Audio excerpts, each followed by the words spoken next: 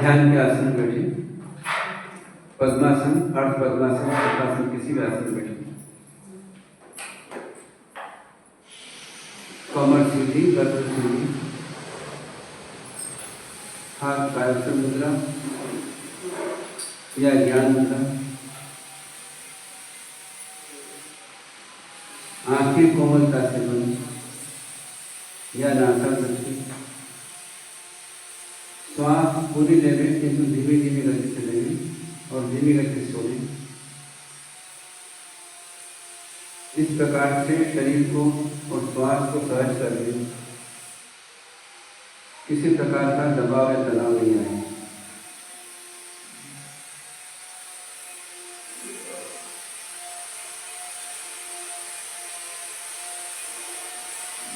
महसूस करें हम रायपुर में हैं,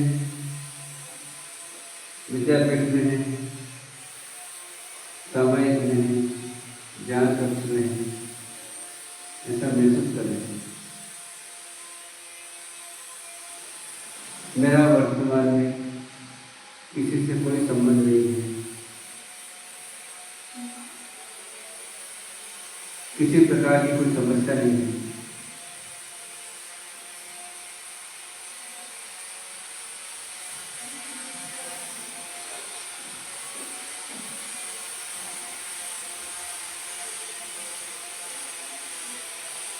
मैं शांत इलाकों में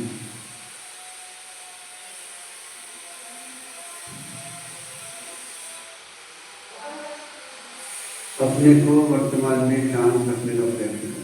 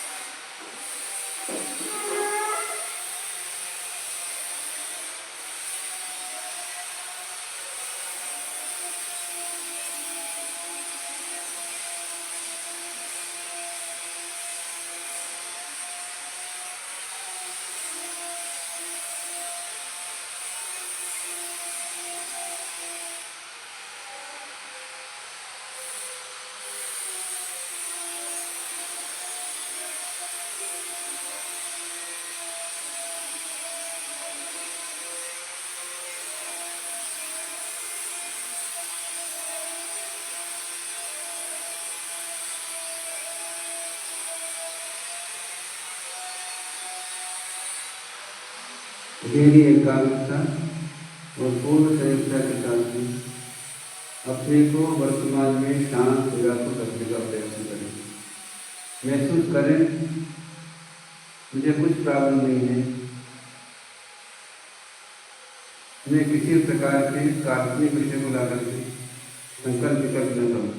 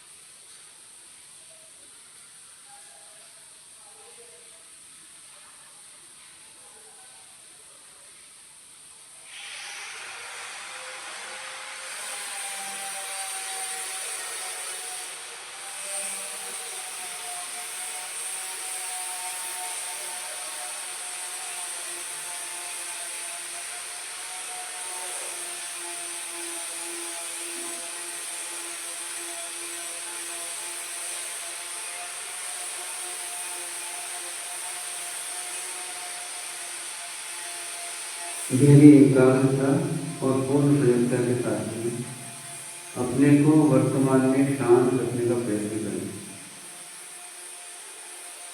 किसी प्रकार के संकल्प विकल्प न करें, न भूतकाल के, न भविष्यकाल के, न दूर क्षेत्र के।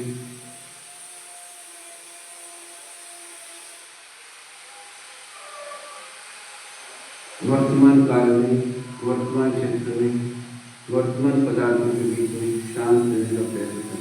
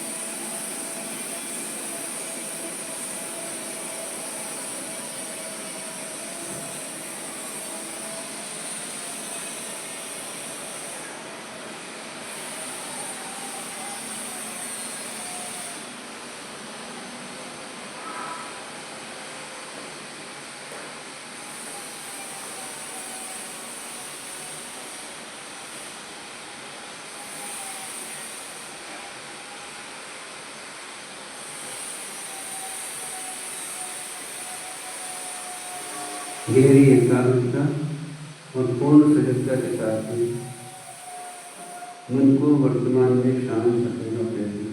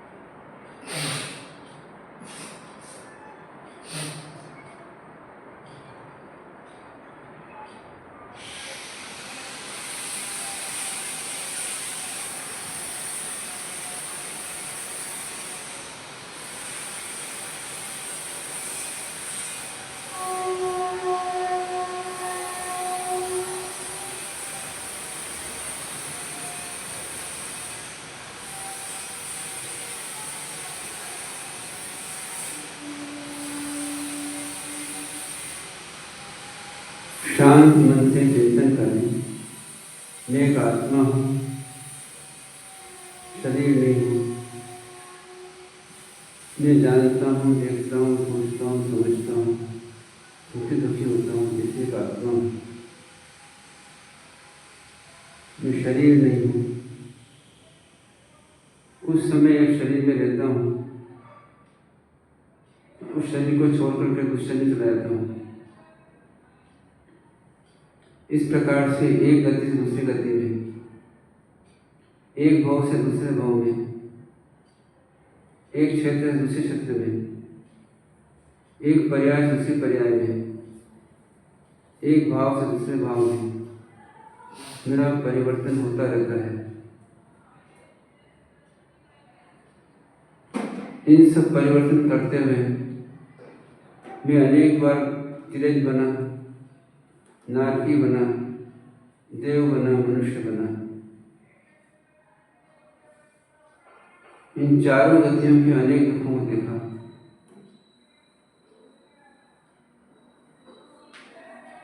इस प्रकार से महसूस करता हूँ, इस संसार में रहते हुए प्रत्येक प्राणी दुखी है।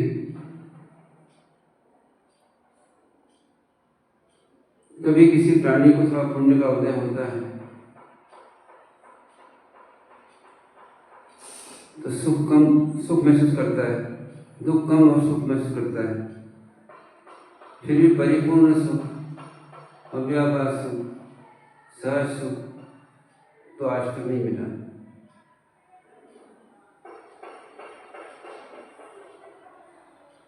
इसलिए मैं हमेशा दुखी का दुखी रहा, ऐसा महसूस करें।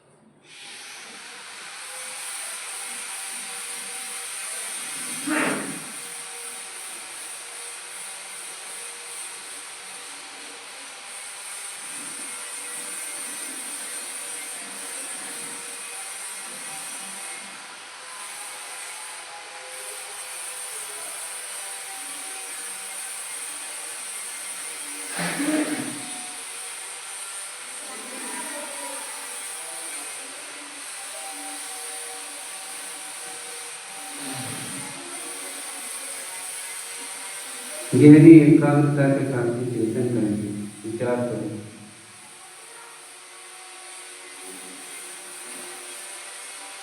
मैं जानने, देखने, सोचने, समझने वाली आत्मा हूँ, शरीर नहीं हूँ। मैं एक शरीर में कुछ समय रहता हूँ, फिर उसको छोड़ देता हूँ, दूसरे शरीर में जाता हूँ, दूसरे से तीसरे में जाता हूँ। इस प्रकार से अनंत काल की यात्रा में अनंत प्रकार के शरीरों में गया।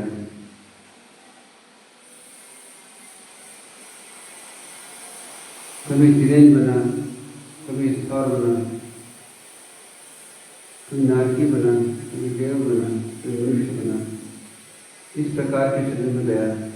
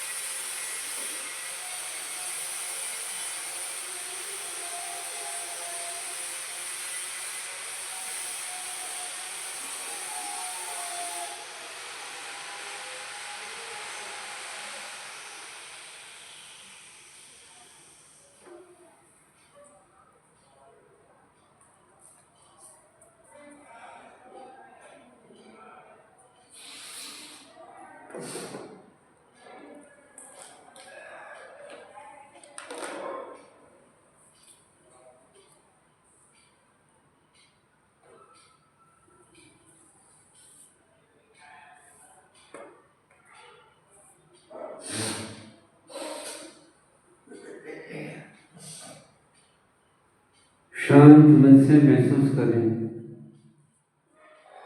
मैं एक आत्मा हूँ जो जानता हूँ, देखता हूँ, सोचता हूँ, समझता हूँ, सुखी दुखी होता सुनता हूँ, किंतु मैं शरीर नहीं हूँ, शरीर के अंदर रहता हूँ, पर शरीर अलग है, मैं अलग हूँ।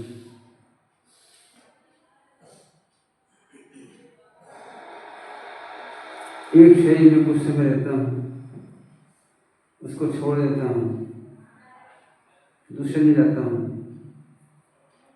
ऐसे अनंत काल मेरा बीत गया, एक भाव से दूसरे भाव में, एक शरीर दूसरे शरीर में, एक संयोग से दूसरे संयोग में, एक क्षेत्र दूसरे क्षेत्र में, घूमते घूमते अनंत काल बीत गया।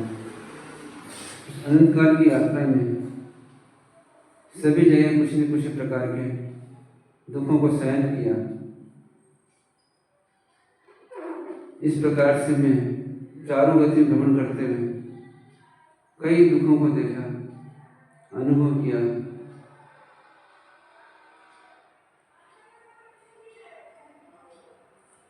आज मुझे याद नहीं है कि दूसरे जीवों को देख के मैं महसूस कर सकता हूँ कि ऐसे दुख मैंने भी सहन किए हैं, मैंने भी ऐसे कष्ट सहन किए। ऐसा महसूस कर सकता हूँ कि संसार में रहते हुए मैंने अनेक दुख उठाए हैं, तो मैं दुखी हूँ। इन दुखों से मुक्त होने के लिए प्रयत्न करूँ, उसके लिए सुदेव, सुगुरु, सुशास्त्र का आश्रय लूँ और सुधर्म को प्राप्त करके इन दुखों से मुक्त हूँ।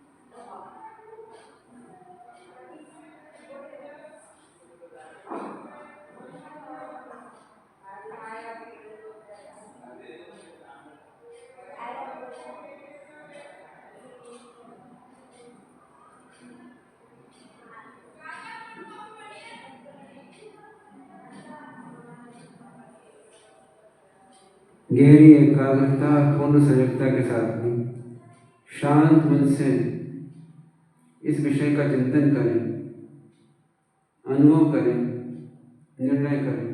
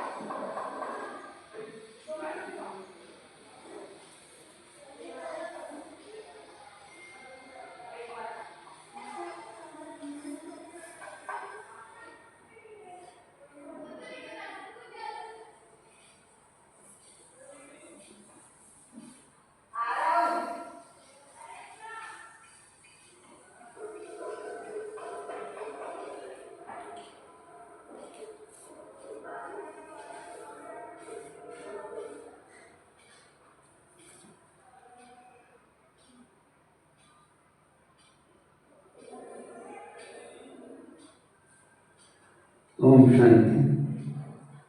नमो अरिहंतण, नमो सीता, नमो आर्याण, नमो पूर्णछायाण, नमो येशो साहुन ऐसो पंचनमुकारो संभवापनाशन मंगलांच सौमेशे परमहवै मंगलम नमो अरिहंताण नमो सीताण नमो आर्याण नमो वज्रायाण बोलो साहुन ऐसो पंचनमुकारो संभवापनाशन मंगलांच सौमेशे परमहवै मंगलम नमो अरिहंताण नमो सीताण नमो आर्याण नमो वज्रायाण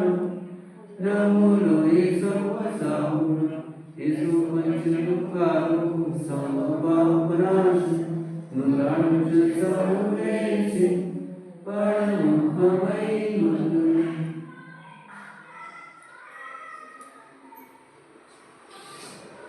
एक बात महसूस करना अपने को कि अपन शरीर है कि अपन आत्मा है। हम निर्णय नहीं कर पाते हम आत्मा है शरीर है। इस बात को गंभीरता से सोचना चाहिए कि इस शरीर में बॉडी दिखती है अपने को, जब आत्मा निकल जाती है तब भी बॉडी रहती है। आत्मा निकल जाती है बॉडी रहती है। मतलब इस शरीर के अंदर ऐसा कोई पदार्थ है जिसको हम आत्मा कहते हैं, जो जानती है, देखती है, सोचती है, समझती है, सुखी दुखी होती है। जब वो निकल जाती है कि बॉडी न तो जानती है, न देखती है, न सुखी दुखी होती है, न समझती है, न सोचती है, कुछ नहीं करती। मतलब एक ऐसा पार्ट है इसके अंदर, वो निकल जाता है कि बॉडी बिल्कुल डेड हो जाती है। ऐसा मानते हैं आप? अब एक वो पार्ट है जो जानता है, देखता है, सोचता, समझता है। हम फीलिंग भी करते हैं, मैं जानता हूँ, मैं सोचता हूँ, मैं समझता हूँ। तो क्या वो जानने, देखने, सोचने, समझने वाला पार्ट आप हैं या शरीर आप है? ये निर्णय करना आपने। मुझे बात समझिए कि एक पार्ट जो है बॉडी है, ये बॉडी अभी भी डेड है, पर अपने को उस पार्ट के होने के कारण से, आत्मा के होने के कारण से लगता है कि बॉडी लाइव है। जब वो पार्ट निकल जाता है तो बॉडी डेड हो जाती है। जैसे मोबाइल में सेल है, बैटरी है, बैटरी से मोबाइल चलता रहता है, पर बैटरी निकल जाती है, मोबाइल डेड हो जाता है। सब कुछ रहता है, स्क्रीन रहता है, सब कुछ रहता है, पर चमकता नहीं स्क्रीन, आवाज आती नहीं है उसमें। तो जैसे उसमें बैटरी रहती है, ऐसे इसमें कोई ऐसी चीज है जो जानती है, देखती है, सोचती है, समझती है, कहती है मैं हूँ, ऐसा महसूस करती है, फीलिंग करती है। और एक बॉडी है जिसमें चमड़ी है, खून है, हड्डी है, मांस है, इन चीजें बनी हुई है। तो जो बॉडी अलग है कि नहीं, क्या लगता है आपको? इसको बहुत गंभीरता सोचना है कि बॉडी अलग है और मैं अलग हूं। अब ये बॉडी में कुछ समय रहता है, जो मैं रहता हूँ कुछ समय बॉडी में रहता हूँ, कुछ समय के बाद में इस बॉडी से निकल जाऊंगा, बॉडी ही नहीं जाएगी। ये बॉडी यहीं बनी और यहीं कहीं रह जाएगी। और मैं कहीं से आया था, इस बॉडी में कुछ समय रहा और बॉडी परिवर्तन होते रहे और मैं चला गया। पैदा हुए, जब छोटे से पैदा हुए, धीरे धीरे बड़े हुए, फिर बड़े हुए, बूढ़े हुए, उससे नहीं, बॉडी डेड हो गई। फिर ये बॉडी ही मिट्टी मिल जाती है। ऐसा महसूस करते हैं आप? इस बात को जब गंभीरता सोचेंगे, गहरे सोचेंगे, तब तो फीलिंग होगा तो बात बिल्कुल सही है। उनको फीलिंग करना है बात सही है गलत है, और निर्णय करना कि कौन हूं, बॉडी हूं या उसमें रहने वाला आत्मा हूं। और ये आत्मा क्या करती जाती है, फिर दूसरी बॉडी में चली जाती है, दूसरी जाती है, फिर नया शरीर बना लेती है। कहीं से आती है या नया शरीर बनाती है, कुछ समय रहती है इस बॉडी के अंदर और बॉडी को छोड़ चली जाती है, फिर मुझे नया शरीर बनाती है। ये आत्मा इस प्रकार से अनेक शरीर में घूमती रहती है और अनेक शरीर में रहते हुए इसने आज तक अनेक प्रकार के दुखों को सहन किया है। ऐसा महसूस करना, मतलब ओवरऑल ये दुखी रहती है। थोड़ा पुण्य का उदय हमें मिला है, इससे थोड़ा सा मतलब दुख कम हो गए तो लगता है सुखी है, पर ओरिजिनल सुख जैसा बताया सवेरे वैसा सुख नहीं है, मतलब दुखी तो ही थे। ऐसा हमको फीलिंग करना, महसूस करना और एक्सेप्ट करना, ऐसे ही है। मतलब मैं दुखी हूँ, मुझे परम सुखी होने के प्रयत्न करना, ऐसा महसूस होना चाहिए। अंदर से एक मोटिवेशन आना चाहिए, तो आपका प्रयत्न बराबर सही होगा। यदि भाव नहीं बनेंगे प्रयत्न सही नहीं होगा। फिर सुन लेंगे आप जो महाराज सुना रहे हैं, सुन लेंगे पर अंदर से फीलिंग नहीं होगा कि वास्तव में दुखी होने में सुखी होना चाहिए। और उसके लिए मालूम हो लेते हैं परमात्मा का, गुरु का और शास्त्र का, और उसके माध्यम धर्म को जानते हैं और धर्म को जान के फिर हम अपने आप को सुखी करने का प्रयत्न करते हैं। ये पूरा मतलब मार्ग है। एक इसमें कोई डाउट, किसी को शंका? चिंतन करना है इसका, और रात को बैठ करके, शाम को बैठ करके चिंतन करना है इसका। आगे मत समझिए।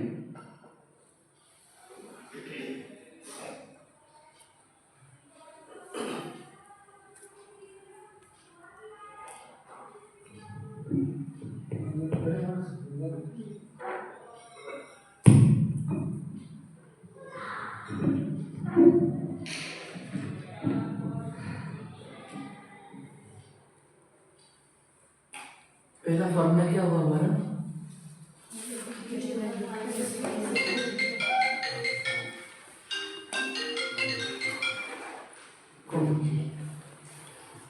मैं दुखी हूँ, इसलिए मेरा उद्देश्य क्या होना चाहिए? सुख की प्राप्ति। जैसे कोई बोलता है मैं गरीब हूँ, तो उसका उद्देश्य क्या होगा जीवन जीने का? धन को प्राप्त करना। मैं अनपढ़ हूँ तो मुझे पढ़ाई लिखाई करना, तो मैं दुखी हूँ, तो मेरा टारगेट क्या हो गया? क्या इस जीवन में आया हूँ, बहुत सारी क्षमताएं हैं, बहुत सारी सुविधाएं हैं, साधन है, तो किसी भी तरीके से बस अपने आप को सुखी करना है। पर सुखी ऐसा नहीं कि जो साधनों से सुखी हुआ और साधनों के अभाव वहां दुखी हो गया। मतलब मेरा सुख का रिमोट कंट्रोल किसके पास है? साधनों के पास। तो साधन मिल गए, धन कमा लिया, घर बसा लिया, लोगों ने भी कहा कि आप सुखी हो गए, मैंने भी मान लिया मैं सुखी हो गया। लेकिन जैसे वो चले गए तो वापस में वहीं का वहीं आ गया, कंगाल हो गया, दुखी हो गया।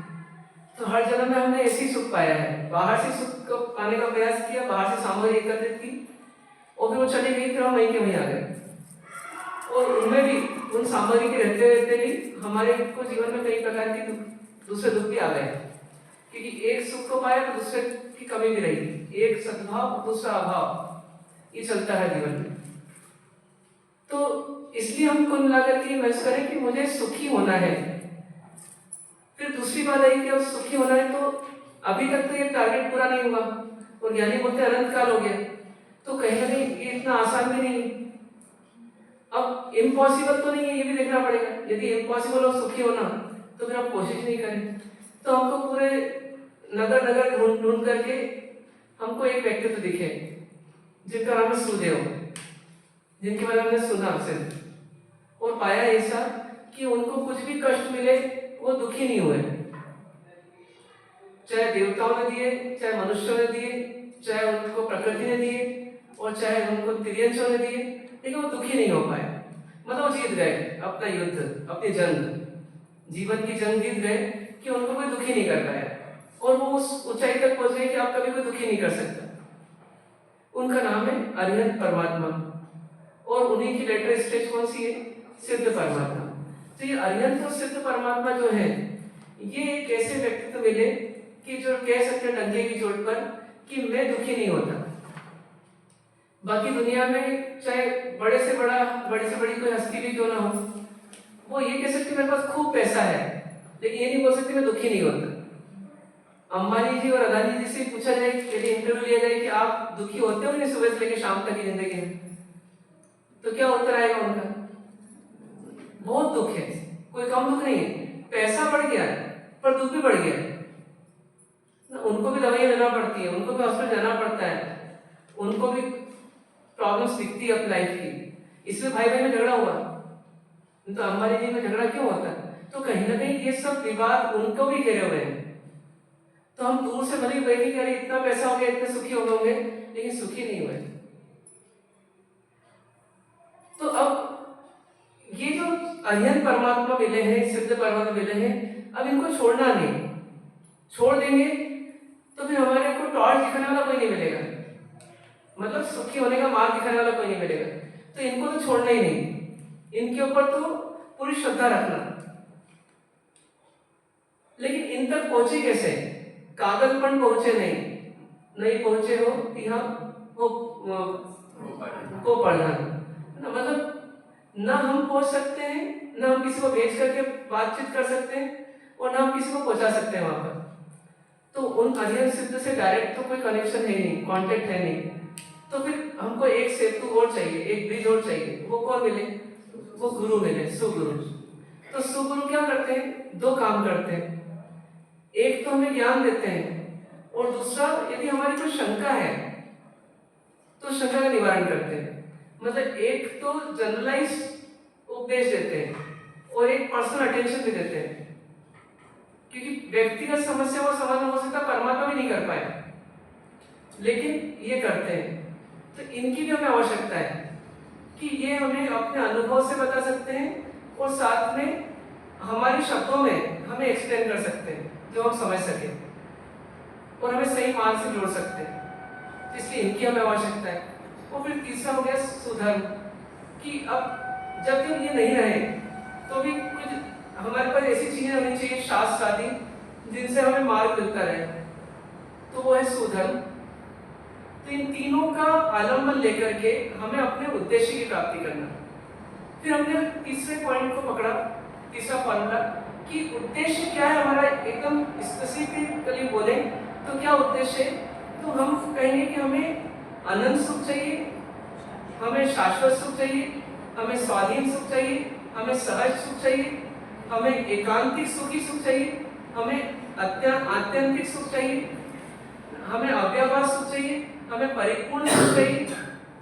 मतलब हमें एक ऐसा सुख चाहिए कि जिसे हमें, जो हम हमेशा पाते रहें, और जिसमें अवरोध नहीं आए, जिसमें कम ज्यादापना ना हो, और जो आने के बाद जाए नहीं। हम हर हाल में, हर परिस्थिति में, चाहे कैसी भी स्थिति क्यों ना हो, हम उस सुख का वेदन करते रहे, सुख का संवेदन करते रहे। मतलब हमारी सुख की खुमारी खत्म ही नहीं हो, ये हमारा लक्ष्य बना। ठीक है, यहां तक पहुंचे अपन। अब इसके चौथे स्टेप में चले, चौथा फॉर्मूला। अब यहां से क्या है, हमें अब सूर्य, सुगुरु, सुधर्म अपने फॉर्मूले बताते जाते हैं।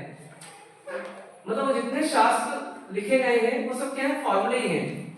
उनमें कई चीजें कई बार रिपीट होती हैं, उनमें से सार रूप में हमको कुछ फॉर्मूले निकालना है, वो हमारी कला होगी। क्योंकि बहुत सारे डिटेल में पढ़ लिया, हिस्ट्री पूरी पढ़ ली, और बाद में बोले कि सीता और राम का क्या रिश्ता था, तो इतनी सब जो हमने मेहनत की सब बेकार चली गई। तो क्या करना, तो हमें क्लैरिटी के साथ समझ लेना कि ये जितनी चीजें बताई गई इसका सार ये है, ये कॉन्सेप्ट है, ये फॉर्मूले हैं। तो इन फॉर्मूलों को आजमा करके हमें भी अब सच्चे सुख को पाना है, तो इतना सा काम करना है। ठीक है, तो अब फॉर्मूला क्या क्या मिलता है उनसे, सुदेव, सुगु, सुधर्म से, ये हमें समझना। तो हमें एक चीज पता पड़ जाए कि हमारे दुख का कारण क्या है, तो क्या होगा, हम उस कारण का निवारण करते जाएंगे जीवन में, उस कारण को कम करते चले जाएंगे। यदि हमें अपने दुख का कारण मिल जाए तो हम क्या करेंगे, फिर उस कारण का निवारण करते जाएंगे, मतलब उस कारण को हटाते जाएंगे लाइफ से। तो हमारे दुख की क्वांटिटी क्या होती जाएगी, कम होती जाएगी। तो अब हमें दुख का कारण खोजना, तो दुख का कारण पर है कि स्व है, ये सोचना पहले। दुख का कारण दूसरा कोई है या मैं स्वयं हूँ? तो एक फॉर्मूला बनेगा फिर इससे कि मुझे कोई दुखी नहीं कर सकता, मुझे कोई दुखी नहीं कर सकता।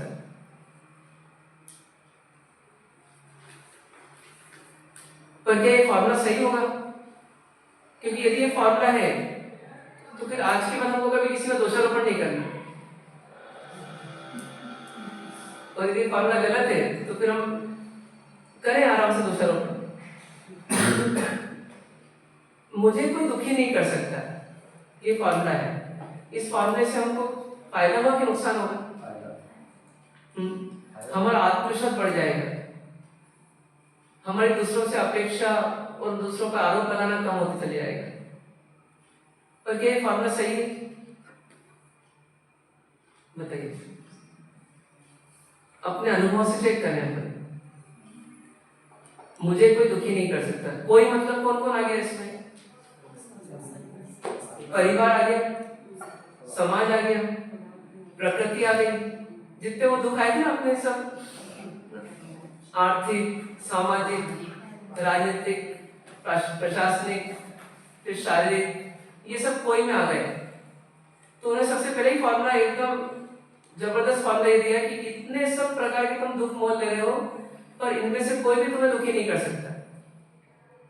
दुखी स्वयं से ही होता है, स्वयं से ही होता है। हाँ, कौन?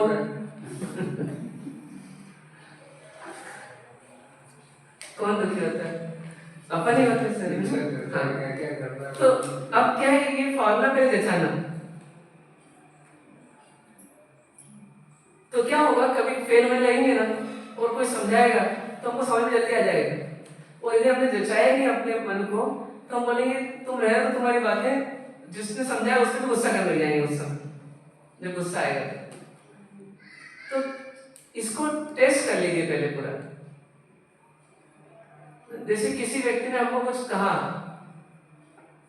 अपशब्द बोला, गलत शब्द बोला, हमको गुस्सा आया, तो गुस्सा किसने दिलाया हमको? किसने दिलाया?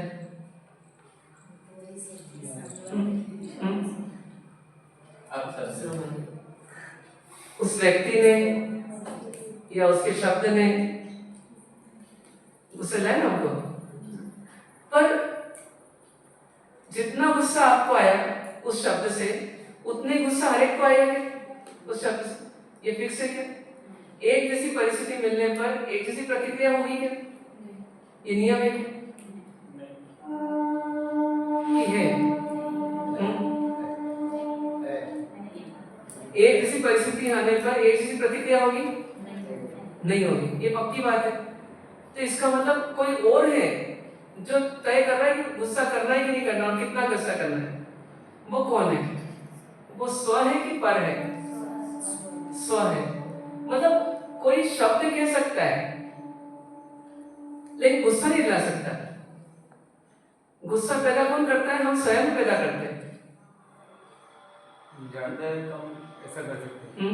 ज्यादा या कम गुस्सा ना हमारे हाथ में कि सामने इस शब्द का। हाँ, यहाँ से ज्यादा से जल्दी पकड़ कर जाए। हाँ, ऐसा करें। ऐसा भी सकते हैं, मतलब स्थितियाँ एक समान है। हाँ, सामने कौन है इसके ऊपर भी डिपेंड। हाँ, मतलब बहुत सारी चीजें, एक जैसी परिस्थिति है लेकिन सामने कौन उस परिस्थिति को दे रहा है उस पर डिपेंड करता है। हमारा मूड कैसा है? हाँ, हमारा मूड कैसा है उस पर डिपेंड करता है।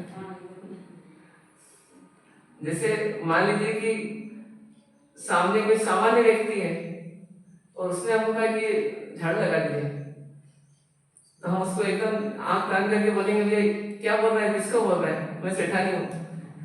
और इतने महाराज साहब आए कभी, महाराज साहब ने कि शिविर में व्यवस्था करना है, आप अपन लोगों को ही करना है, आप भी ऐसा करिए, थोड़ा झाड़ू लगा दीजिए। जी महाराज साहब, जय जी महाराज साहब।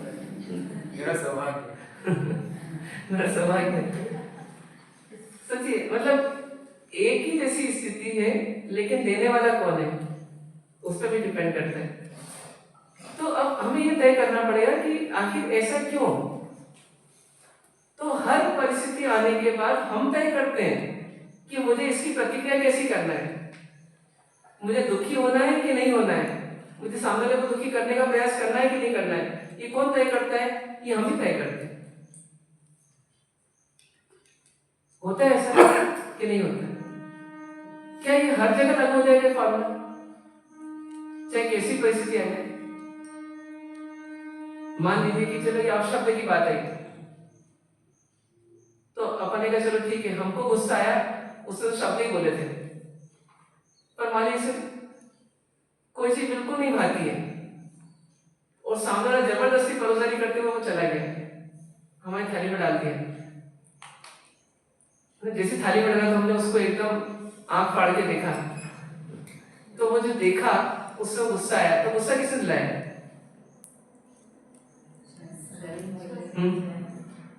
उसी चीज को डालने के बाद कोई व्यक्ति ने उसकी ओर देखा और मुस्कुराया कि आपने मेरा ध्यान रखा, और उसी चीज को हमने देखा, हमको गुस्सा आ गया कि हमको नहीं भाती। तो गुस्सा किसने पैदा किया इसमें? स्वयं ने। तो क्या ये हमेशा रहेगी ये फॉर्मूला? बताइए। रह सकता है, बट मां से थोड़ा टफ है रखना।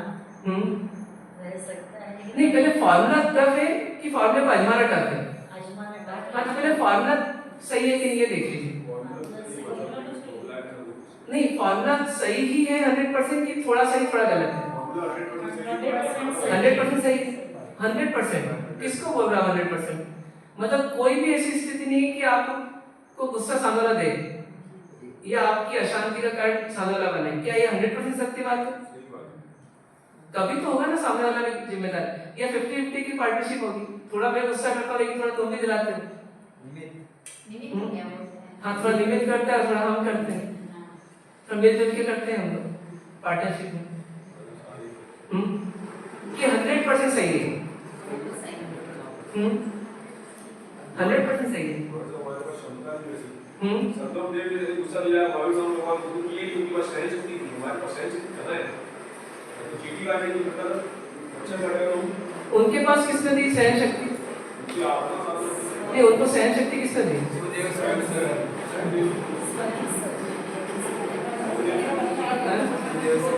क्या? नहीं, वो तो खुद ही सुदेव थे ना। उनको कहाँ से आई? हमारे पास ऐसी शक्ति नहीं कि हमको कुछ बोले तो हम उसको सह सकें। मच्छर भी काटते तो हम डालते हैं। हाँ, नहीं तो उनके पास कहाँ से आई? किसने दी होगी ना? खुद ही जनरेट किया अपने आप को। तो जनरेट की, जनरेट की या जनरेटेड थी? जनरेट किया। किसी उपयोग किया उन्होंने? 11,80,000 का मास काउंट के 25वें भाव में हम सुनते हैं, इतना मास काउंट किए तब जागृत करोगी इतनी निर्जरा हुई। तो इतने मास काउंट कैसे कर पाया वो किसने ताकत दी? सम्यक ज्ञान, सम्यक दर्शन, सम्यक शरीर। हमारे को स्वयं की ताकत होगी, तंत्र की ताकत भी, लेकिन तंत्र वाले तो तुम कर ही नहीं सकते इसलिए, क्योंकि स्वयं की ताकत अनंत। नहीं, तो वही तो कृष्ण कुमार थे ना पहले, लेकिन वही हमारे से वापस नहीं तो वो उनको सहन शक्ति नहीं थी उस समय, उसके किसने दी उनको? हमारे का जो उन्होंने जनरेट की ना। हमारे से जो क्रम और पर्यावरण है वही होता है। आप बोलिए आगे, आप बोलिए आगे। क्रमबद्ध पर्याय में होता वही होता मतलब ठीक है, पर क्रिएट कौन करता है इसको? इतना ही सोचो बस। अभी आगे का मत सोचो, पीछे का मत सोचो। ये सहनशीलता की क्षमता हमारे अंदर है या नहीं है? तो है ना, आप बोल ना हमारे पास नहीं है। जब आप करके बैठ चुके हो कि वो प्रकट ही नहीं होगी, क्या करें? नहीं तो प्रकट कैसे होगी? आप बता हैं? बैठे हाँ, तो अभी क्रमबद्ध पर्याय आ गई अब। तो अब क्या है उसका वास्तव में राज ये है कि आपके पास तो बनी बनाई है क्षमता, अपन उपयोग नहीं कर रहे, इसलिए क्षमता उपयोग में नहीं आ रही है। सुनो ना, अभी सुनो। नहीं, क्षमता तो है, क्षमता का उपयोग नहीं है इसमें। किसी तरह से नीचे जा नहीं सकता, ऐसा लिखा है। हाँ, लिखा है क्योंकि क्षमता हमारे उपयोग में नहीं आएगी इससे अधिक नीचे जाने की। है ना, क्षमता तो है, क्षमता पूरी 100% है। क्षमता कहाँ चली गई? यदि क्षमता पिछले भाव में छोड़ गई क्या? ऐसा नहीं, आरा वगैरह कोई कारण नहीं है। इसी जन्म में देखो ना, इसी आरे में सबकी सहनशीलता एक जैसी है क्या? उसमें अंतर क्यों है? सबका पाप और पुण्य कर्म का ग्राफ अलग है। तो फिर आरा भी आना के कारण अब पाप पुण्य आ गया। अब मान लो कि किसी का पाप का उदय, विचक्षण मासा का पाप का उदय था कि पुण्य का उदय था? पाप का उदय था। तो फिर सहनशीलता कैसे बढ़ा दी उन्होंने पाप के उदय में? तो पाप क्या उदय हो या पुण्य का उदय हो, ये जो अंदर के गुण है ये कर्म से पराजित नहीं है, कर्म के अधीन नहीं है। ये तो अपने भीतर की ताकत है, अपन जितना से उतना उपयोग करो। अपन नहीं कर रहे हैं और आर्य को बदनाम करेंगे तो काम नहीं चलेगा। अपन नहीं कर रहे हैं और अपन बोलेंगे कि भैया मतलब ये पाप का उदय आ गया इसलिए, ऐसा नहीं। तीव्र से तीव्र पाप का उदय था अगस्त्य कुमार मुनि का, और उसमें केवल ज्ञान हुआ। तो सहनशीलता इतनी बड़ी किस उदय में? पाप के उदय में। सोचो, एक व्यक्ति सिगड़ी मान रहा है, उसको नहीं हटा पाया वो, उसका उदय झेलना ही पड़ा उनको। आपका उदय तीव्र था, लेकिन फिर भी क्या किया? अपना काम कर लिया उन्होंने। वो सब तो छोड़ा मारता, आपका पाप का उदय देखे थे तो 1.5 शिष्य मिले आपको, ये समझा वैसे कैसे इतना महीने का उदय समझा रहे हो, समझ में नहीं आता हमको। ये तो मेरा पुण्य का उदय कि आप अपने आप को नहीं होते वो गलती बता रहे हो। पर आप सोचो कि ये क्षमता हमारे भीतर जबरदस्त है, नहीं ऐसा नहीं है। पर हमने क्या मान रखा है कि मैं इतना कमजोर हूं कि कोई मुझे दुखी कर सकता है। जब तक हमारी मान्यता, हमारी सोच ही गलत होगी, तब तक तो हमें दूसरा कोई दुखी कर ही नहीं करेगा, क्योंकि हम होंगे उससे। मैंने मान रखा है कि भैया मैं बाहर निकलूं मुझे चक्कर आ जाएंगे, अब मेरी साइकोलॉजी ऐसी हो गई, तो यदि थोड़ा दूर में जाऊंगा ना मुझे चक्कर आ जाएगा, क्योंकि मेरी साइकोलॉजी ऐसी है। साइकोलॉजी का बहुत अंतर पड़ता है अपनी मानसिकता का। इसके आपसे क्या बोलते हैं? आप कॉन्फिडेंस बढ़ाओ अपना। आप क्या है, आप अपना कॉन्फिडेंस बढ़ा दो कि दूसरा कोई कुछ कर ही नहीं सकता मेरा। यदि ये कॉन्फिडेंस बढ़ा दोगे ना तो आप मतलब आपका कोई कुछ बिगाड़ नहीं सकता। आप ऐसे वज्र के कवच में हो कि सामने वाला आप में प्रवेश ही नहीं कर सकता आत्मा में। करना तो दूर की बात है, अंदर में चाकू मारा किसी को, आत्मा मरी क्या? तो आत्मा में चाकू घुसा ही नहीं,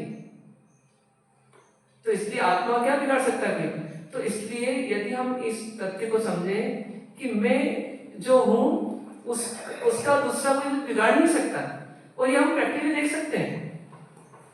यदि आज जैसे आपने उपवास का पचखंड लिया तो आपको कोई खिला नहीं सकता आज, भले टेस्टी चीज बनी हो, नहीं खिला सकता। ऐसे यदि आपने ठान लिया कि मुझे दूसरे के प्रभाव से प्रभावित नहीं होना, तो आपको कोई दुखी नहीं कर सकता। यही अपन कभी कभी ड्राइवर गाड़ी नहीं चला पाता और गाड़ी खराब हो जाती है तो हम सनकते हैं उसके ऊपर, पर जब अपन सम्मेद शिखर के पहाड़ पर जाते हैं तो हम 27 किलोमीटर की पूरी यात्रा करके आ जाते हैं, और यूं 27 कदम चलना हो तो मुश्किल पड़ेगी। कहां से आपको सहनशीलता है अंदर? दुखी नहीं कर सकता। आज हमने सोचा कि दादा के दरबार में दर्शन करना है, तो दादा के दरबार में जाना है तो हमको थकान नहीं लगती। क्यों नहीं लगती? परिस्थिति दुखी क्यों नहीं कर पाई? इतना बड़ा पहाड़ दुखी क्यों नहीं कर पाया? क्योंकि हमने मानसिकता बना ली कि पहाड़ तो आएगा, हमें दुखी नहीं होना है। तो हम अपने दुख का फैसला हम स्वयं ही करते हैं, कोई दूसरा नहीं करता।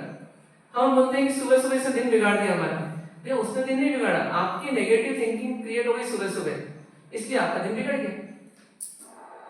तो क्या ऐसा मान सकते हैं कि अपन ये फॉर्मूला लगा सकते हैं? इसको प्रैक्टिकली भी करके देख लें अपन। लगा सकते हैं। और इसको प्रैक्टिकली आप चेक करो कि दो चीजें हैं। एक व्यापारी है, जैसे व्यापार करता है, व्यापार में अच्छा पैसा कमा, एक तो उसने उधार दे दिया, उधार का पैसा आया नहीं और दुखी हो गया। दुखी होने का कारण उधारी देना, तो स्वयं के कारण से ही वो नहीं। और जैसे एक सेठ ने दान दिया, एक सेठ ने उतने अमाउंट का दान दिया और पैसा तो आया नहीं वापस, दान देने वाले का आते नहीं, तो ये दुखी नहीं हुआ। ये दुखी नहीं हुआ। हाँ, दुखी तो होता ही है। कहाँ दुखी होगा? आपने इतना दान पुण्य किया, आप दुखी हुए क्या? उधारी नहीं आएगी तो व्यापारी, ये मानसिकता है ना, ये उधारी नहीं आएगी तो मैं दुखी होऊंगा, ये तय किसने कर रखा है? मैंने। दान दिया पैसा नहीं आएगा तो मैं दुखी नहीं होऊंगा, ये भी तय किसने कर रखा है? स्वयं। ऐसे फीलिंग वाले बहुत नहीं, तो अपन ये देखें ना उस नहीं, मतलब उदाहरण आप बता रहे हो सही है। हाँ। अब इसको क्या है, हमको फॉर्मूला बनाना है। अभी फॉर्मूला ये है कि सामने वाला आपको कुछ नहीं कर सकता, बस सामने वाला आपको दर्द दे सकता है लेकिन दुख नहीं दे सकता। दर्द दे सकता है, किसी ने आपका हाथ मोड़ दिया, कुछ भी करा, वो दर्द दे सकता है किसी न किसी रूप में, शारीरिक, मानसिक, कोई भी रूप में, पारिवारिक रूप में, लेकिन दुखी नहीं कर सकता। उसमें ताकत ही नहीं किसी में। और ऐसी सुखी भी नहीं कर सकता। इसका अपोजिट भी देखें तो सुखी भी नहीं कर सकता कोई सोचे कि मैं ये बहुत टेंशन में डिप्रेशन में चला गया पेशेंट, इसको सुखी कर दूं। भैया वो आपको कोऑपरेट नहीं कर रहा है, आप बोलते हो तो कोऑपरेट नहीं कर रहा तो आप कैसे सुखी करोगे उसको? तो अल्टीमेटली सुखी होना या दुखी होना उस व्यक्ति के हाथ में है, अपने हाथ में नहीं है। अपन से निमित्त बन सकते हैं, अपन ट्राई कर सकते हैं, पर अपन अहंकार नहीं कर सकते मैं कर ही दूंगा उसको सुखी या दुखी। हमने ट्राई किया और उसने कोऑपरेट कर दिया, हमको लगा हाँ जैसा मैंने चाहा वैसा हो गया, पर ये हमारा अहंकार है। वास्तव में उसने चाहा जैसा वैसा हुआ, ठीक है? मतलब मैं जैसा चाहूँ तो वैसे मेरे जीवन में होगा वैसा। हाँ, मतलब जीवन में नहीं, सुख और दुख के मामले में अभी तो मैं इतने ही सोचे बस। जैसा आप चाहेंगे वैसा आप सुखी या दुखी होंगे, ये पक्की बात है। किसी प्रियजन की मृत्यु हुई, पत्नी की मृत्यु हो गई, अब पति जो है वो चाहे तो दुखी हो चाहे तो नहीं हो, वो सोच ले कि भाई ये दिन तो आना ही था, आज नहीं तो कल आना था, आज आ गया। अब जो आयुष कर्म की वैसा हो गया, अपन नॉर्मल रहो, शांत रहो, परिस्थिति को स्वीकार करो, शांत हो जाएंगे। और हमने सोचा कि अरे ऐसा होना ही नहीं था, ऐसा कैसे हो गया, हमने तो अपेक्षा ही नहीं की थी, उम्मीद ही नहीं की थी कभी कि इस उम्र में चले जाएंगे, है ना? ये तो हमारे ऊपर बहुत बड़ा एक पहाड़ टूटा है। ये सब हम बोलेंगे और सोचेंगे तो हम दुखी भी हो सकते हैं, फूट फूट के रो सकते हैं। अन्यथा हमें दुखी होना कि नहीं होना ये हमारे हाथ में। किसी ने आपकी इंसल्ट की, आपने इंसल्ट की परवाह नहीं की, आपने उसका बोझ नहीं लिया, भार नहीं लिया अंदर में, आपको कोई अंतर नहीं पड़ा। आपने ठीक है, इसको जैसा जीना है वैसा जिए, मेरे को जैसा सोचना है वैसा मैं सोचूं, मैं पॉजिटिव रहूंगा, पॉजिटिव रहेगा। यदि ये फॉर्मूला भगवान के पास नहीं होता तो भगवान साधना काल में किसके मन पर जीते? इतनी साधना कैसे कर पाते, इतने कष्ट कैसे सहन कर पाते? उनको मालूम था, वो मुस्कुरा रहे थे, वो प्रसन्न थे कि सामने वाला अपना काम करके अपने कर्म मान रहा है, मेरा कुछ नहीं बिगाड़ सकता। तो ये सबसे पहला पॉइंट हमको जचना चाहिए, पहला फॉर्मूला जचेगा कि? तो अब क्या करना है, इसका होमवर्क ये है कि आप जिस चीज से प्रभावित होते हो,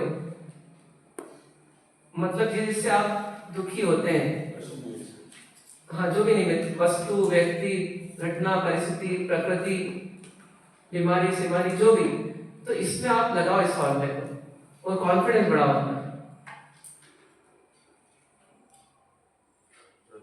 कॉन्फिडेंस बढ़ाते जाए, और कॉन्फिडेंस बढ़ाने का आधार ये है कि वो दुखी कर ही नहीं सकता, ये नियम है, सनातन नियम है। तो हमको जैसे वज्र का कवच नहीं मिल गया, अब सामने वाला हमारे में कुछ कर ही रहा है तो हम दुखी क्यों?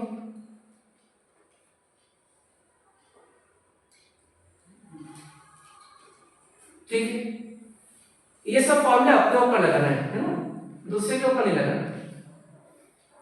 तो अपन बोलेंगे कि भैया मैंने तुझे कहा दुखी किया, मेरे मतलब महाराज साहब ने कहा है मैं तुझे दुखी नहीं कर सकता, ये कर सकती, तो मैंने तुझे दुखी कहा कि तू अपने हिसाब से दुखी हुआ है, और निमित्त हम बनते जाए, ऐसा नहीं करना, अपने ऊपर लगाना।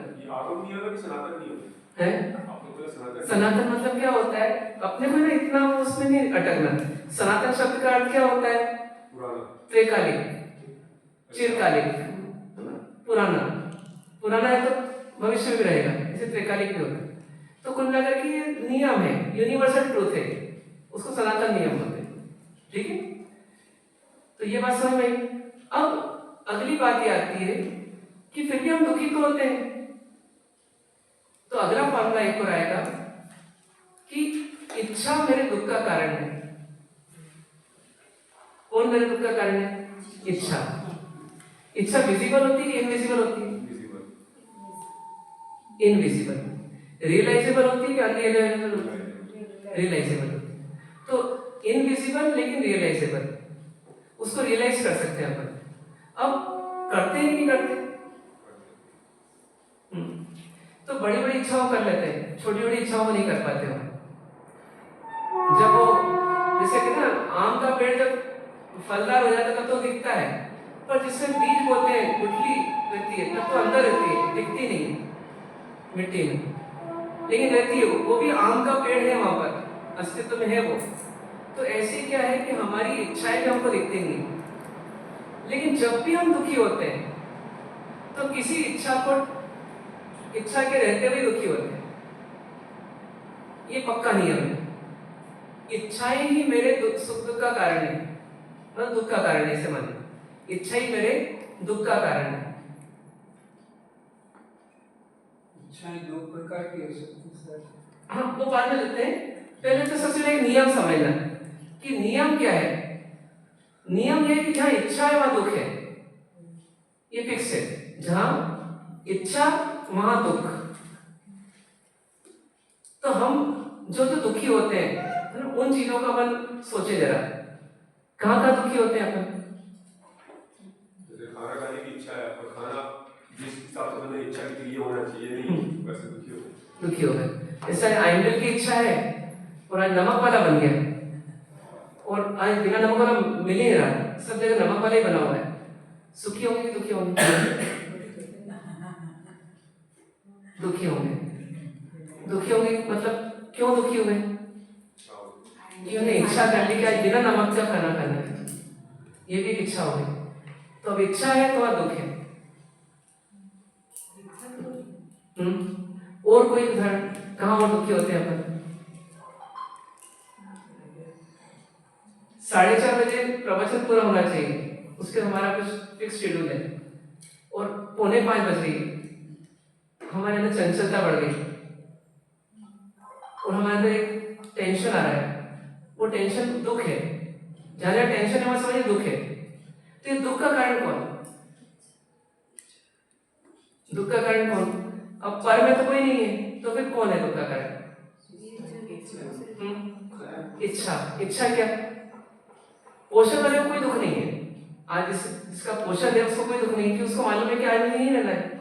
लेकिन किसी को अपने घर में भी उसको संभालना है, वो प्रवचन चले जा रहा है, 15 मिनट ज्यादा बढ़ गया, उसको दुख हो रहा है, टेंशन आ रहा है। क्यों? कि उसकी इच्छा आ गई, अरे वो भोजन बनाना था, भोजन बनाने की इच्छा आ गई, तो इच्छा दुखी कर रही है। और कोई कहाँ का दुखी होते हैं? ये सोचिए आपने किसी को कुछ कहा, उसने काम नहीं किया, आप दुखी हुए। दुख का कारण कौन? क्या इच्छा? या तो वो काम नहीं कर रहा, आपने तो कुछ कर नहीं रहे। अपेक्षा है, एक्सपेक्टेशन। हाँ, अपेक्षा की एक इच्छा ही है, दूसरे से की गई इच्छा, इसी का नाम अपेक्षा है। तो अपेक्षा हो गई कि उसको ये काम करना चाहिए, मेरी मानना चाहिए। वो छोटा है, वो नौकर है, वो मेरे हैं, कुछ भी एक लगा हुआ टेप संबंध का, और संबंध के कारण उत्पन्न हो रही इच्छा। तो इच्छा जहां पूरी नहीं हुई वहां दुख, पक्की बात। तो सुखी रहना क्या करना पड़ेगा? इन सब का रिवर्स करना पड़ेगा। जैसे नमक नहीं चाहिए, ये इच्छा है हमारी। आइंबिल किसका नाम है?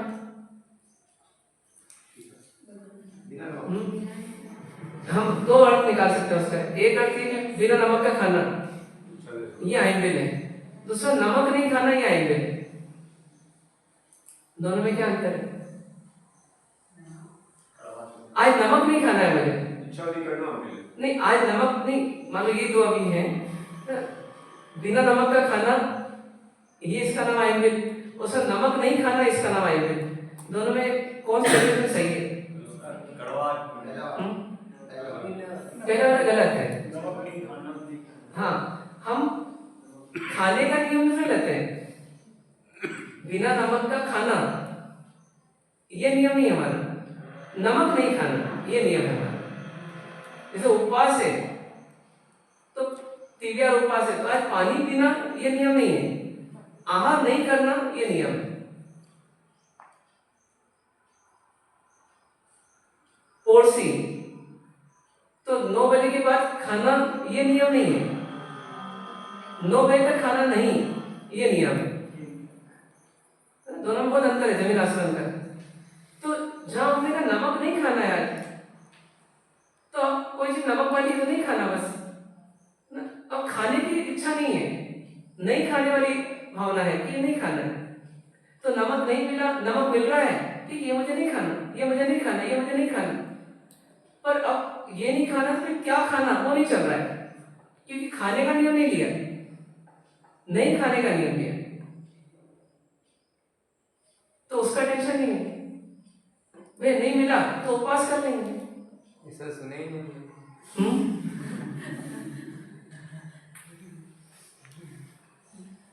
नहीं, गलत है कि सही है? मतलब 5 द्रव्य सोचते हैं, 5 द्रव्य खाना, 7 द्रव्य खाना, कम खाना, कम खाना, खाना खाना खाना, एक टाइम खाना का नाम एकाशना, 2 टाइम खाने का नाम व्यासना। वास्तव में एकाशना क्या हो गया कि 2 टाइम नहीं खाना, 2 टाइम ये एकाशना है। इसका मतलब एक टाइम खाना ऐसा नहीं है, ऐसा है। तो 2 टाइम नहीं खाएंगे। अब उससे कम में मिल गया, मतलब एक टाइम मिला तो ठीक है। और वो भी खाना हो तो खाओ, नहीं तो वो भी मत हाँ, वो आपकी भावना हो जाएगी, वो भी नहीं करना है तो मत करो, पर 2 टाइम तो नहीं लूंगा। मतलब वो इच्छा नहीं है। हाँ, इच्छा नहीं है। मतलब हाँ, उधर की इच्छा नहीं है। हाँ, उधर की इच्छा नहीं, अब कुछ एक पाने की इच्छा नहीं। अब एक टाइम खाना है ऐसे, अब नहीं मिल रहा है, वो तो आकुलता हो जाएगी। हाँ, आपको बता दें 60 पोर्सी की, अब 60 पोर्सी की, और अभी क्या है, मतलब ऐसा कुछ हो जाएगा 60 पोर्सी के पहले ही मतलब थोड़ा सा ऐसा लगे कि अब खाना आ जाता है, जब 60 पोर्सी आ रही है अब तो लेना है, तो टेंशन चालू हो जाएगी। और 60 पोर्सी तक लेना ही नहीं है, पहले से माइंड सेट करा 60 पोर्सी करिए, मतलब 60 पोर्सी तक सोचना ही नहीं लेने का। तो 60 पोर्सी का माइंड क्या हो गया, फ्री हो गया। तो वो सोचना है अपने। एक्चुअली त्याग कर रहे हैं ना अपन, तो त्याग के लिए नियम ले रहे हैं, ग्रहण के लिए नियम थोड़ा ले रहे हैं। ग्रहण करना है तो आत्मा को ग्रहण करना है। वर्षा आप जो बोल रहे हैं सब तय, और मैं सुन रहा हूँ ये तय, जब ये बोलने वाला ये भी तय, सब चीज तय है। अब आप क्या बोलोगे इसके बाद ये भी तय, मैं क्या सुन रहा ये भी तय, करना क्या है, कुछ नहीं करना, इच्छा छोड़, वो भी था, वो भी नहीं। तो बताया आपने भी, आपसे बताया ये।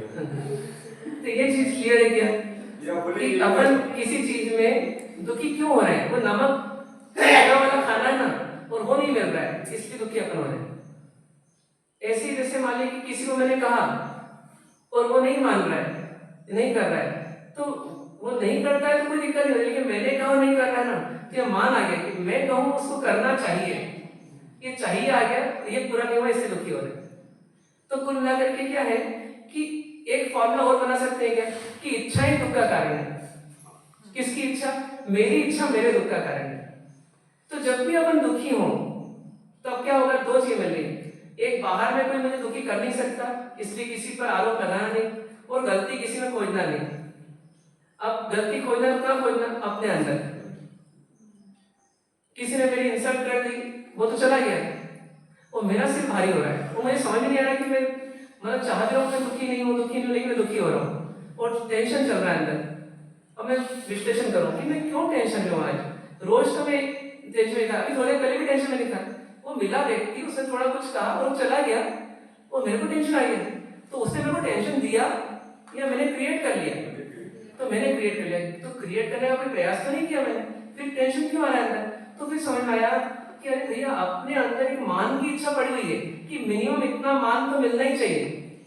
उस मान में मैं थोड़ा कॉम्प्रोमाइज नहीं कर पाया कि चलो थोड़ा कम में चला लो, थोड़ा अपमान सुन लो, क्या अंतर पड़ेगा, नहीं कर पाया। तो अब क्या हो रहा है, वो अंदर से प्रेशराइज हो रहा है मन कि मैंने जवाब क्यों नहीं दिया, मैंने सुन कैसे लिया, मेरे को उसने सुना कैसे दिया। तो क्या हो रहा है, अंदर में वो विस्फोट हो रहा है, वो विस्फोट हमारे को अशांत कर रहा है। इसका कारण क्या हो गया, मान की इच्छा।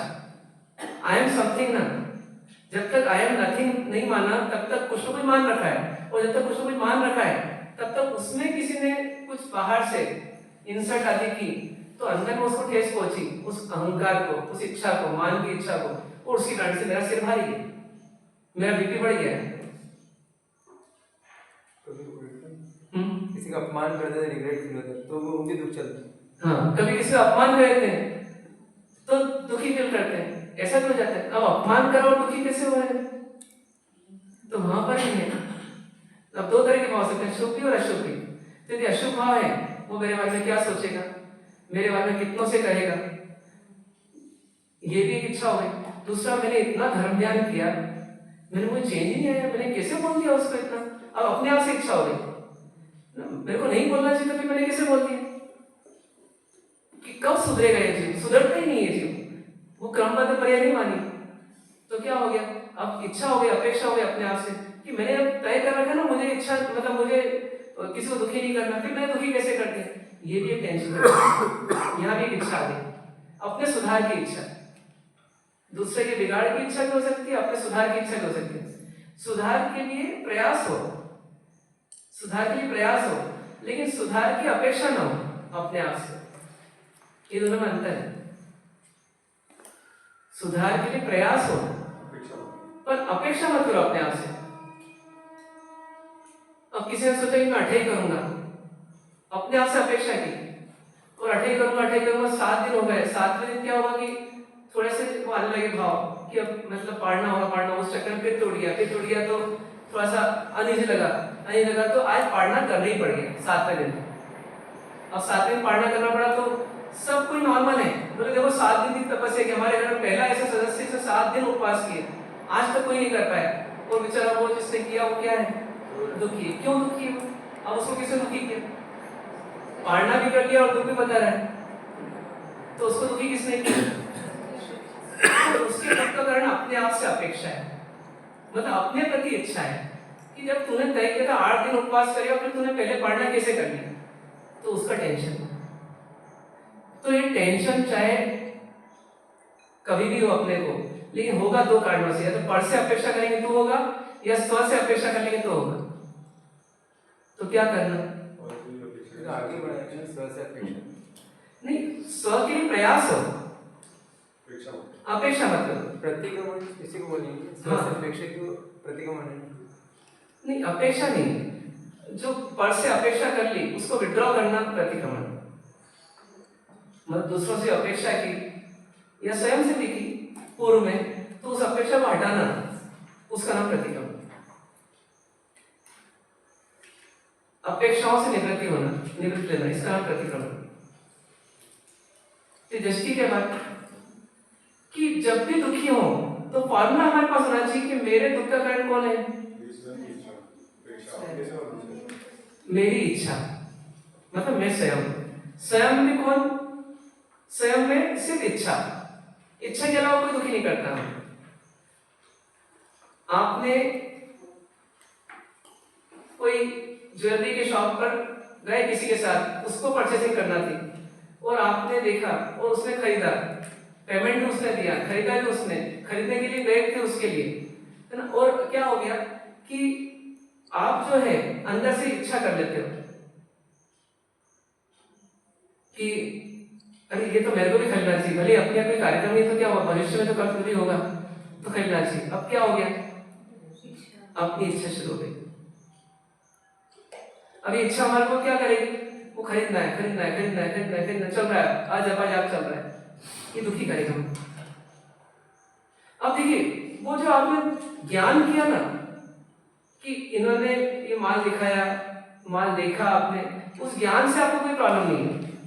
जो ज्ञान हो रहा है, दिख रहा है, उससे कोई प्रॉब्लम नहीं। दिखने के बाद जो इच्छा हो रही है उससे प्रॉब्लम है। यदि इच्छा नहीं हो तो भीतर की कोई प्रॉब्लम नहीं है, फिर भीतर में कोई दुखी करने वाला नहीं है। तो जब जब अपने को सुखी होना हो तो क्या करना पड़ेगा?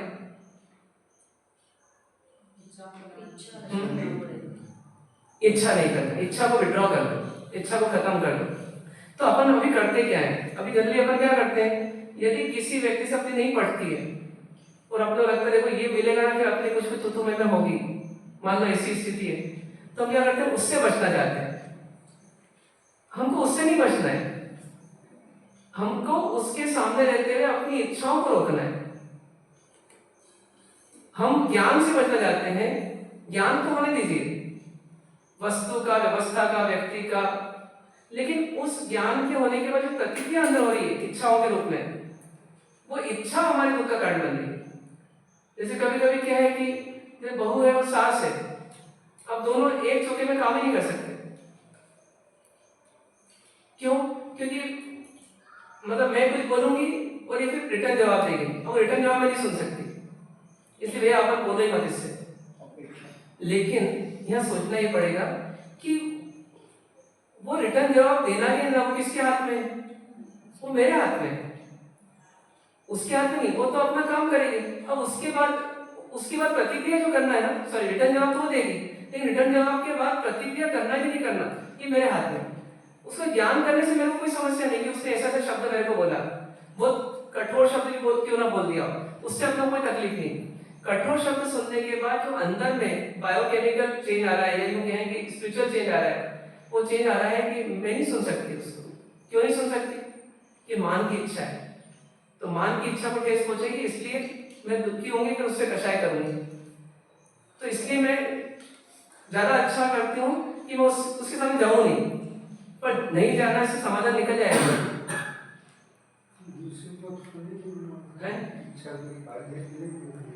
नहीं पहले तो अपन इसको ही देखो नुकसान को। तो अपन सबसे पहले क्या करेंगे, एक फॉर्मूला सही बनाएंगे।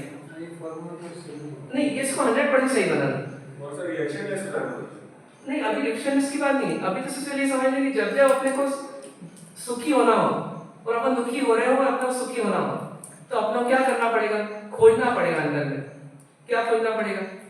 कि कोई इच्छा हो रही है, कोई अपेक्षा हो रही है, कोई आग्रह हो रहा है, कोई जिद आ रही है, कोई भावना हो रही है, कुछ चाहिए, चाहे वो राग हो या द्वेष हो, पर कुछ ना कुछ चाहिए।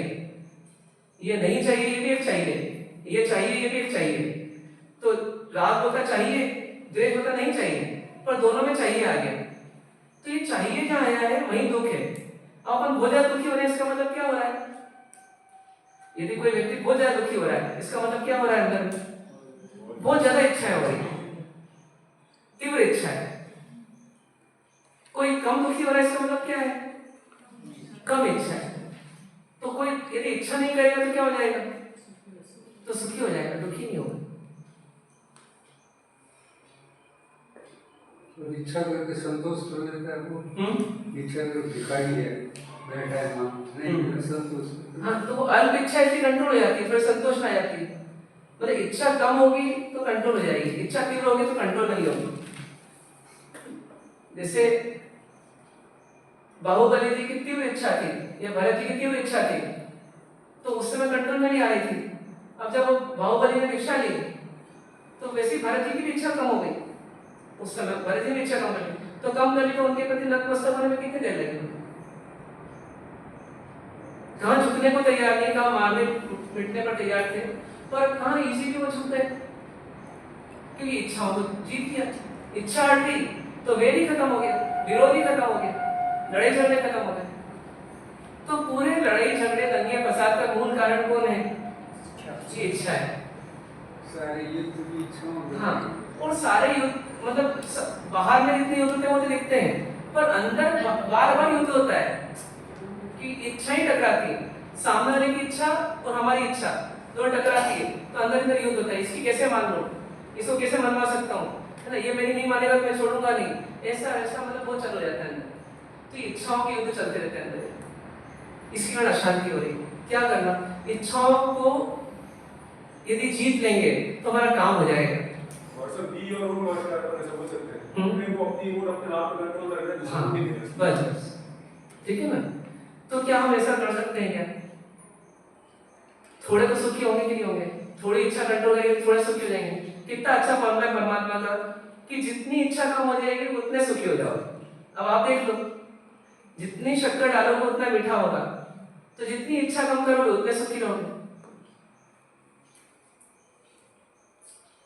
ठीक है ना? तो ये एक फॉर्मूला हुआ हमारा, फॉर्मूला नंबर 5 है ना, फॉर्मूला नंबर 5। ठीक है, अब इसी फॉर्मूले को थोड़ा और बढ़ा दें तो ये इच्छा जो होती है ये दो कारणों से होती है। कोई हमें अच्छा लगता है या कोई हमें बुरा लगता है। अच्छा लगता है तो पाने की इच्छा होती है, बुरा लगता है तो उसको छोड़ने की इच्छा होती है।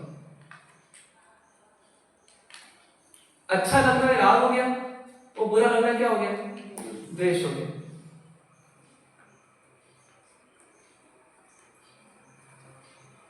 जैसे ये कुर्सी पे बैठे हैं पीछे, अभी इनके अंदर कोई इच्छा नहीं हो रही, अभी इनके अंदर कोई इच्छा नहीं हो रही। अब क्या होगा, थोड़ा धूप इनके ऊपर आ जाए, धूप इनके ऊपर आने लगे तो धूप इनको कैसी लगती है? अच्छी की बुरी? बुरी लगती है। ये धूप इनको बुरी लग रही है, ऑटोमेटिकली थोड़ी में एक इच्छा पैदा होगी, चलो अपन साइड हो जाते हैं। ये अभी इधर तो कहीं नहीं देख रहे हैं, पर धीरे से क्या होगा, वो साइड में देखेंगे कुर्सी, वहां पे क्या देखेंगे, धूप तो नहीं आ रही, ये नहीं आ रही, चलो उठ के उधर जाओ, ये इच्छा हुई उनके अंदर, फिर ये उठे। तो जो इच्छा हुई, इस इच्छा का कारण क्या बना? वो धूप का खराब लगना। खराब लगना ही क्या है? द्वेष है। तो धूप के प्रति द्वेष है, ऐसी छाओं के प्रति राग है। कभी इसका उल्टा हो जाएगा, ठंड का सीजन आएगा तो धूप के प्रति राग हो जाएगा और छाओं के प्रति द्वेष हो जाएगा। इच्छा द्वेष मतलब करता हूं, ऐसा बोल सकते हैं। हाँ, ऐसा बोल सकते हैं। तो अब क्या हुआ कि जब इच्छा है, उस इच्छा को पैदा करने वाले दो ताकत हैं, दो चीजें हैं जो वो पैदा करती है इच्छा है। यदि इच्छा को कंट्रोल करना है तो उन दो चीजों को कंट्रोल करना पड़ेगा, अच्छा लगना और बुरा लगना। अच्छा लगना और बुरा लगना। जैसे अभी आप सोचें कि अपने राग है कि नहीं या द्वेष है कि नहीं, तो कहीं अच्छा बुरे का भेद होता रहता है क्या? तो जहां अच्छे बुरे का भेद होता रहता है, समझिए वह राग द्वेष चलते रहते हैं। जैसे कोई तपस्वी है, ठीक है, 30 दिन से तपस्या कर रहे हैं, अब उसके बाद पाड़ने का समय आया। पाड़ने में दो तरह के दूध रखे हुए हैं, एक केसरिया दूध है, एक सादा दूध है। अब बताइए कि वहां राग या द्वेष होगा क्या? पहले से रहेगा क्या? 30 दिन से आहार नहीं किया है, खाने की इच्छा भी नहीं की है, लेकिन आज अब पाड़ना है, तो पाड़ने में वो केसरिया दूध को देखकर कुछ अलग है क्या? कौन सा भाव है केसरिया दूध को देखकर के? अच्छा है। तो अच्छा है बताइए कौन सा भाव पड़ा हुआ है? ये राग का पड़ा हुआ है। केसरिया दूध को देखा नहीं बहुत दिन से, न चौके में घुसे न मुंह में लिया, लेकिन वो भाव पड़ा हुआ, ये अच्छा होता है ये बुरा होता है? मतलब एक के में राग चल रहा है, एक में द्वेष चल रहा है। तो ये अच्छे बुरे का भाव हर चीज में लगाते रहते हैं क्या हम? कपड़े में, साड़ी में, कुर्ते में, हेयर स्टाइल में, चश्मे में, चेन में, जूते में, चप्पल में, कमरे में, बेड में, बेडशीट में, पिलो कवर में, गुलदस्ते में, फूल में, कांटे में, मिट्टी में, घास में। अभी हम घास पे चलते नहीं, जेल लोग हैं तो, लेकिन बताइए घास पे चलने में आनंद ज्यादा आता है कि नहीं आता?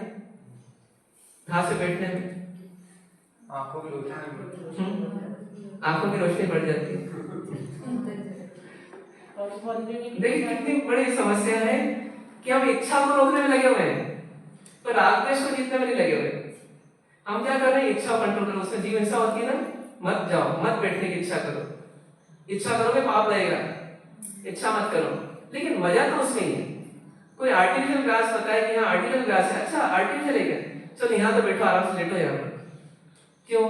कि घास में राग छिपा हुआ है हमारा, मतलब घास के प्रति राग छिपा हुआ है, अच्छा लगने का, ऐसे बुरा लगने का।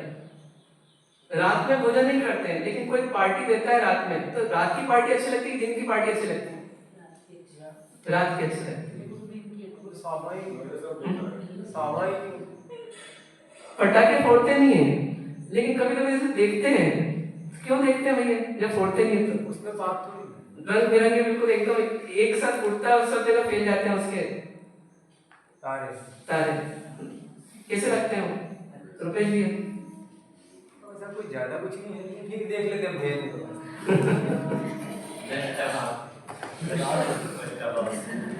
तो अब ये है ना, इच्छा को दबाने में लगे हुए हम कि इच्छा को जीतने में लगे हुए।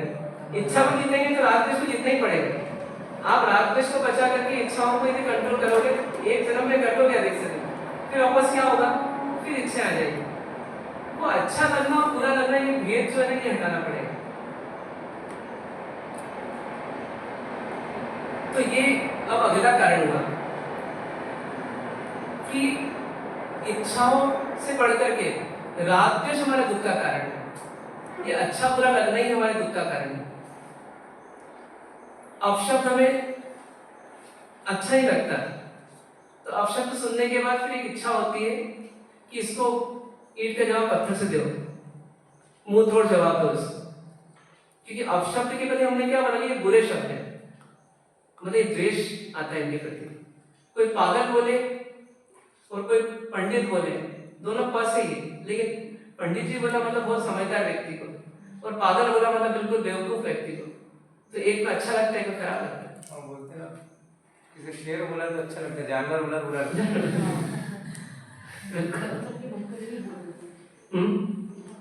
कैसे? हमारे जो मन में आता है ना सब, ये इधर बोल देते हैं सारे, हमें जरूरत ही नहीं पड़ती है। तो बताइए, ये जो राग और द्वेष है, ये अंदर चल रहा है या नहीं चल रहा? ये राग द्वेष चलेगा तो इच्छाएं होगी कि नहीं होगी? मैं किसी को अच्छा मानूं या बुरा मानूं, तो ऑटो में अच्छे के लिए राग होगा, और राग मतलब अच्छा लगना मतलब राग, और उसके कारण मेरे को उसको पाने की इच्छा होगी। और द्वेष करूंगा किसी से, मतलब बुरा मान रहा हूं उसको, बुरा लग रहा है उसको देख करके, तो ऑटोमेटिक उसके प्रति घृणा की इच्छा होगी, दूर करने की इच्छा होगी, ये होगा ही होगा। तो ये जो इच्छा है ना, इस इच्छा को कंट्रोल करना है, किसको कंट्रोल करना पड़ेगा? तो राग द्वेष को कंट्रोल करना पड़ेगा। तो अच्छा भी नहीं करना और बुरा नहीं लगना, इसी का नाम क्या है? इसी का नाम समता है। इसलिए एक फॉर्मूला क्या बनेगा इसी से, इसी का पहला फॉर्मूला है कि समता में ही सुख है। समता में ही सुख है। समता मतलब समानता। समता का अर्थ क्या हो गया?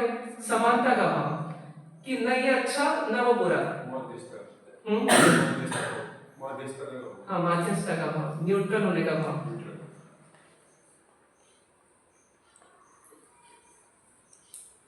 तो ये फॉर्मूला जज गया हमको, तो क्या फायदा होगा? हम बिना काम के जो अच्छे बुरे का भेद करते रहते हैं। जैसे आप मान लो किसी सहेली के साथ गए कुछ खरीदने के लिए, अब सहेली खरीद रही है, लेकिन आप भी साथ साथ क्या करते हैं? वो पूछ रही है आपसे, और आप क्या करते हैं? आप राग द्वेष आप कर रहे हो और खरीद हो रही है, पहनेगी वो। तो यहाँ क्या करना, अपने को सतर्क हो जाना, जितना हो सके अच्छे बुरे का भेद हटाते जाइए। नरम रोटी है, कड़क रोटी है, ठंडा दूध है, गर्म दूध है, या दूध है, चाय है, गर्म पानी है, चिल्ड वाटर है, भेद हटाते जाइए। क्या अंतर पड़ेगा ये सोचिए। इसके लिए फॉर्मूला क्या बनेगा? क्या अंतर पड़ेगा? की फर्क पैदा बोलते हैं ना। हाँ बोलो। गर्म पानी तो लेना ही पड़ेगा। नहीं, गर्म पानी मतलब जो चलने योग्य उसमें भी ठंडा चाहिए था ना। उंगली लगा के देखते हैं कि ठंडा कौन सा है, ये थोड़ा ठंडा है, ये पियो।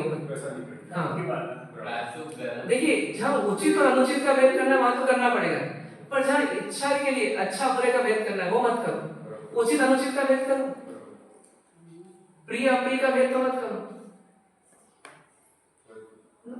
जैसे कपड़े पहनना है अभी के प्लेटफॉर्म में, तो कपड़े पहनेंगे, लेकिन उसमें अच्छे बुरे का, प्रिय अप्रिय का भेद तो नहीं करें। उचित अनुचित का भेद कर लीजिए, इतना विवेक रख लीजिए। जैसे भी आप यहाँ बैठे, ये लोग यहाँ बैठे, अब आप चाहे तो उधर बैठ सकते हैं, लेकिन नहीं, क्यों? क्यों अनुचित होगा।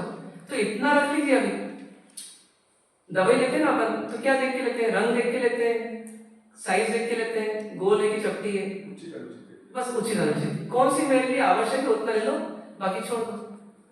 तो उचित अनुचित का भेद कीजिए, प्रिय अप्रिय का भेद मत कीजिए, ठीक है?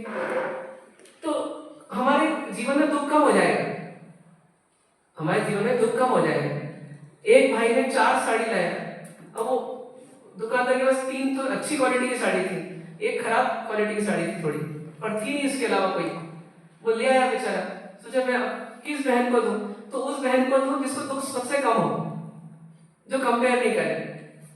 तो पता पड़ा कि सबसे जो बड़ी बहन थी, सोचा ये सबसे समझदार है, इसको अपन ये दे दो। 3 को अच्छी क्वालिटी दे दी राखी के समय, और 1 को वो दे दी, और उसको लगा बुरा कि मैं बड़ी हूं तो ही मेरे को ऐसी साड़ी दी इस भाई ने, इसके मन में कुछ है मेरे प्रति। अब वो क्या हो गया? पूरा उल्टा पुल्टा हो गया, द्वेष आ गया, आक्रोश आ गया, लड़ाई झगड़े हो गए, मतलब शांति खत्म हो गई। और नहीं तो क्या है, क्या अंतर पड़ता है, की फर्क पैदा? भैया साड़ी है, उचित है अभी के प्लेटफॉर्म में, अब कैसी भी दे, इसकी इच्छा है, इसकी भावना है, मेरे लिए देना भी दोष है। अब ले रही हूं तो कम से कम जो मिले बोले तो ले लूं, मेरी कहाँ है ये, मेरे कहाँ पैसे लगे? तो प्रिय अप्रिय का भेद हटाने जाएंगे ना, तो बहुत सारी जगह जो हम फालतू उलझ जाते हैं वो उलझेंगे, तो फायदा होगा क्या? तो एक ये फॉर्मूला दिया परमात्मा ने। अब ये सब आचरण के फॉर्मूले हैं, अंतरंग आचरण सुधरेगा तो भाई आचरण अपने आप सुधरेंगे। कई लोग बोलते हैं जैसे आलू प्याज कैसे छोड़ दें, उसमें कैसे मान लो जीव है। अरे भैया मत मानो कि जीव है। पहली बात ये राग तो है ना, तो राग तो आपको दुखी करेगा ना। जिसने आलू छोड़ दिया उसको आलू की चिप्स नहीं मिले तो कोई दिक्कत नहीं, और जिसने आलू नहीं छोड़ा उसको कहीं आलू की चिप्स चाहिए और नहीं मिले तो बहुत दिक्कत रहेगी। तो यहाँ पर फॉर्मूला रहेगा कि भैया वो जमीकरण का राग देश छोड़ो ना, उसके बिना भी बहुत सारी चीजें हैं। उचित अनुचित देख लो कि भैया वो बताया गया कि जीव है उसमें, इसलिए छोड़ने होंगे, और प्रिय अप्रिय का भेद अपने खत्म कर दिया। तब बिना आलू प्याज की चीज मिले तो क्या अंतर पड़ता है, ले लो उसको।